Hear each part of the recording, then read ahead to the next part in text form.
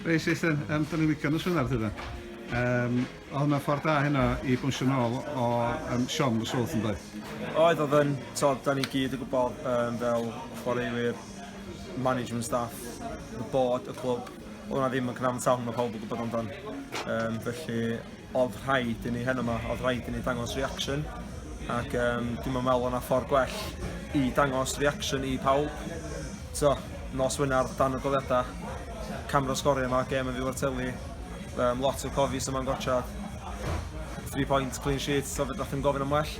Ella un o ddau mwy o golia, sy'n edrych fod yn neis, ond sa chdi'n cymryd 1-0 yn erbyn Drenewydd adra, ryw dydd yn y gyngrair yma, achos maen nhw'n tîm solad yn y Welsh Prem, maen nhw'n sustainable bob blwyddyn, maen nhw'n bod yn Ewrop, maen nhw'n top 6 tîm, felly mae'n masif o result yn ni.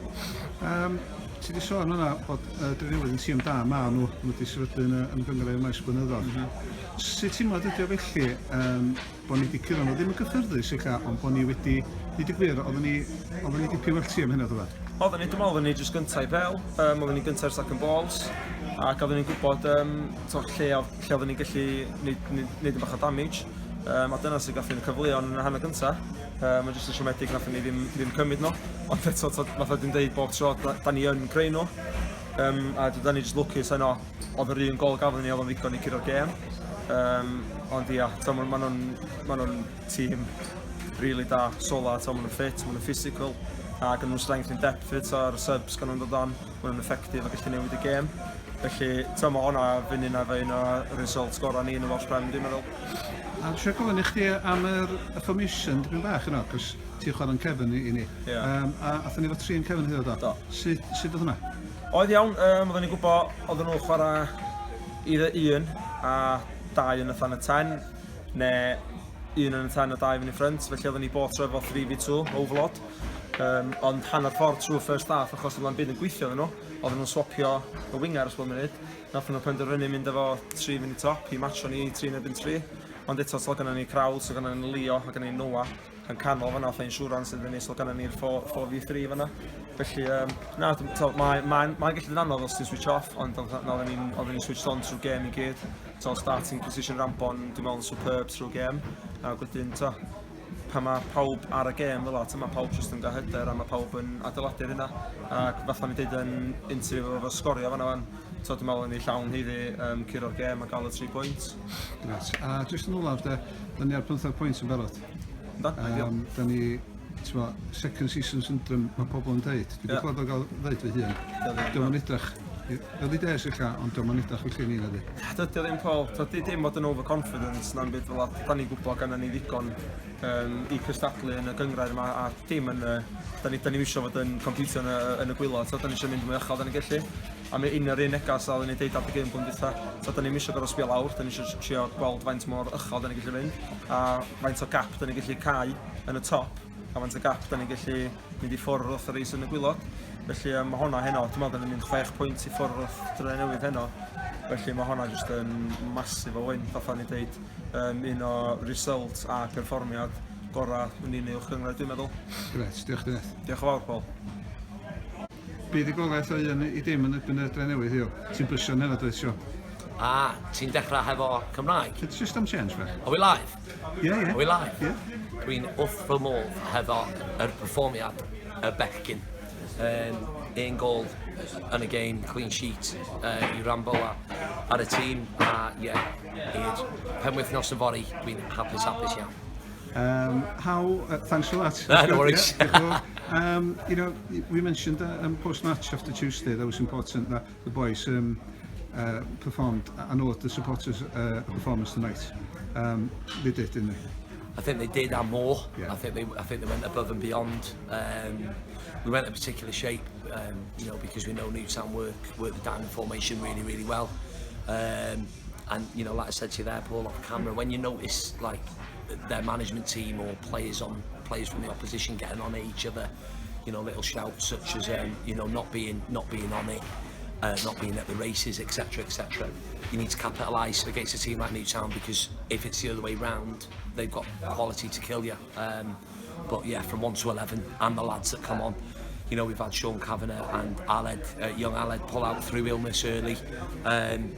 Fish was away at a gathering, and unfortunately he's got Simon the Sheep for that.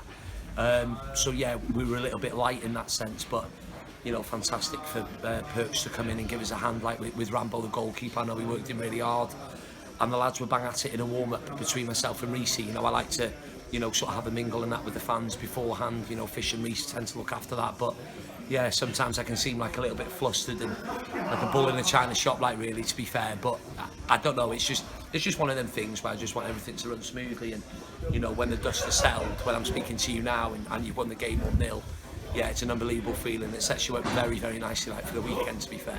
I know you're saying about Newtown maybe not being at it, maybe, but was that must have been something to do with the way we applied ourselves as well, because yes. We played really well, didn't we? I agree, and the way the lads were, like I said in the warm-up, the first 15 or 20 minutes, setting the tone, having an impact on the game, like, as well, and yeah, it's Alex Ramsey giving it massive because he's had a clean sheet. It was all the lads in front of him, wasn't him. He caught a few this week, which was pleasing. Did he swear though? He didn't swear, no one heard any swear words whatsoever. Right. No, he wasn't. It was actually Right Wills, actually, our very own Covey. But no, when the lads in front are working the ball and pressing the ball and making it difficult, if you're going to step off a team like Newtown, they've got such good quality, to hurt you. But I agree with you, Paul, 100%. I think we played some fantastic football in the first half. We've had some great chances, which I'll look back on, but we've opened them up, really, to be fair, and had very good opportunities. They've had 1 or 2 moments, I think, in the penalty area, and 1 or 2 in the second half, but the changes were crucial, and the personnel was crucial, and even they've come on and done a job tonight. It's fantastic to have Sammy back in the team, seeing the energy that he brings. Kai gives us a different dimension through the middle, and Griff shows fantastic attitude and application week in and week out, and it looks like he may be used next week, because unfortunately the only glitch was Joe pulling up like in the last minute, and that's going to be it's a bit of a problem for us, because that's the second time it's happened now, so we're going to have to monitor that. But I have one of the best therapists around, I think, like in Reece, so hopefully he'll be okay. And yeah, it's full credit to the lads. They've definitely earned a couple of beers, like, for that one, because that was a great performance. I'm going to ask you about the goal, because we've been knocking on the door throughout the match, and Breezy, he started the season well for us, and the way he finished that was impressive, wasn't it? Yeah, because the way it span, and the way he had to think quickly about getting it under control, and then, to be fair, thinking about what he was going to do, maybe slip it down the corner or go for the dink, and when that landed in the bottom corner, and you see the fans behind the goal, you can't buy that. That's a special feeling, especially in front of the cameras as well. And I'm buzzing for Breezy, because, like you said, Paul, he's certainly started the season well. All the boys around him as well, and I know it's only a little thing, but when the lads are around and you get around them, like, in celebrating, yeah, I was buzzing for him at the time, and it would had to have taken something special for Newtown to get back in it, but we were resolute. We changed the shape slightly when they changed, and we just matched it. We got the goal. It was up for Newtown, to come at us, which allowed Daz, which allowed Sam, which allowed Breezy and Brookie, the time and space down here. But yeah, I'm made up for the lads, because it was imperative that we bounce back after Tuesday, and like you said at the start, Paul, to owe the supporters a performance, and I think the lads have certainly gone above and beyond tonight. That was a great 1-0 win. I'm going to keep it short tonight, so thanks very much, Sean, and enjoy your weekend, mate. Didn't problem. Just a shout out to my gaffer in work, Kath Beattie. She's probably sleeping now. We had a social in work, which I went to, but I had to leave early, obviously, because of the games. Kath Beattie. And all the best to Dave Sweet and the Wellmen tomorrow in the Welsh Cup qualifying round. I needed to get that in, or else it was a fine in school, so I've got that one in now. Okay, diolch, Sean. Diolch, dim problem. Nice one. Da ni'n licio games nos Wener, Nathan. Oedd yna ffordd da i bwysio nôl ar ôl nos Wylth yn dweud? Oedd o'n noson really frustrating nos Wylth, a pawb yn gwybod. Oedd yna jyst ddim yn cyrraedd yn tawn, pawb yn gwybod amdan. Felly... Ti'n methu rhywel?